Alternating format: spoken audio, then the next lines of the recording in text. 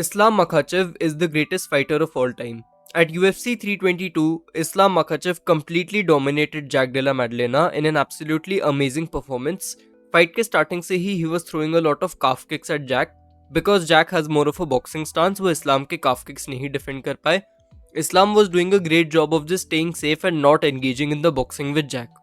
He excellently set up and timed all of his takedowns in this fight. Once he did take JDM down, he controlled him effortlessly. JDM का कोई भी opponent उन्हें ज्यादा देर तक नीचे नहीं रख पाया है, but Islam had 19 minutes of control time in this fight. JDM did do a good job of defending submissions on the ground, but overall he got completely dominated in both the striking and the grappling. Islam has now become a 2-division champion and he has done it in some of the most competitive divisions in the UFC.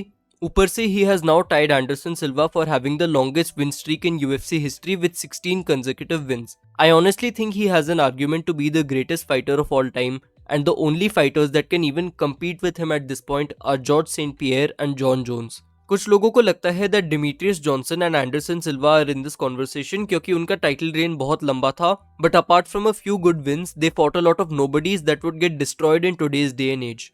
GSP was also a double champion, but he beat Michael Bisping to win his second belt, who was blind in one eye, as opposed to beating a very tough opponent in Jack Della Maddalena. John Jones is considered by many as the greatest fighter of all time, but he has tested positive for steroids on multiple occasions, which is a huge tarnish on his legacy, and उन्होंने बहुत clearly Francis Ngannou और Tom Aspinall को avoid करा था. Even before his title reign, Islam had a few good wins like Arman Sarukian, Drew Dober, Dan Hooker and Bobby Green.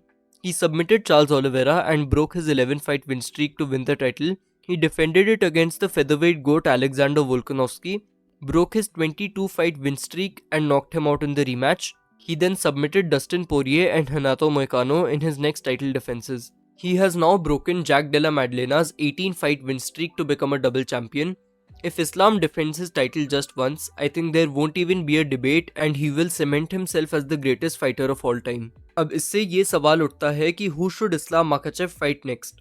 इसमें काफ़ी सारे options है considering how stacked the welterweight division is.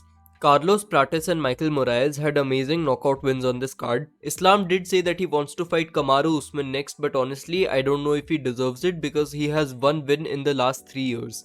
Ilia Topuria said that he wants to move up to become a 3-division champion, and that would surely be the biggest fight that the UFC can make, especially for the White House card. Finally, I have seen some people say that Islam should move up and fight Hamzat, but it doesn't make sense for him to move up to another weight class considering how good he looks at welterweight. I think the UFC will try to book Ilia Topuria versus Islam Makhachev for the White House, as this has the potential to be the biggest fight in UFC history, but at the same time welterweight division में भी काफी fun fights है that I wouldn't really mind seeing. Regardless of what happens next, मुझे इस्लाम के लिए बहुत खुशी हो रही है.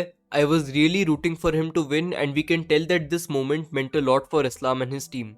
इस्लाम के सक्सेस के लिए खबीब और अब्दुल मनाफ नर्मागोमेडोव को बहुत क्रेडिट मिलता है and rightfully so, but I feel that one person who does not get enough credit is Javier Mendez. Javier Mendez might be the greatest coach in the history of MMA. He has coached Luke Rockhold, Cain Velasquez, Khabib Nurmagomedov, Daniel Cormier and obviously Islam Makhachev. There have only been 11 double champions in UFC history and it is genuinely crazy that Javier Mendez has coached 2 of them. Anyways guys, that's it for today's video. अगर आपको video अच्छी लगी तो please like करना मत भूलना and let me know if you agree or disagree with my takes in the comments. Thanks for watching.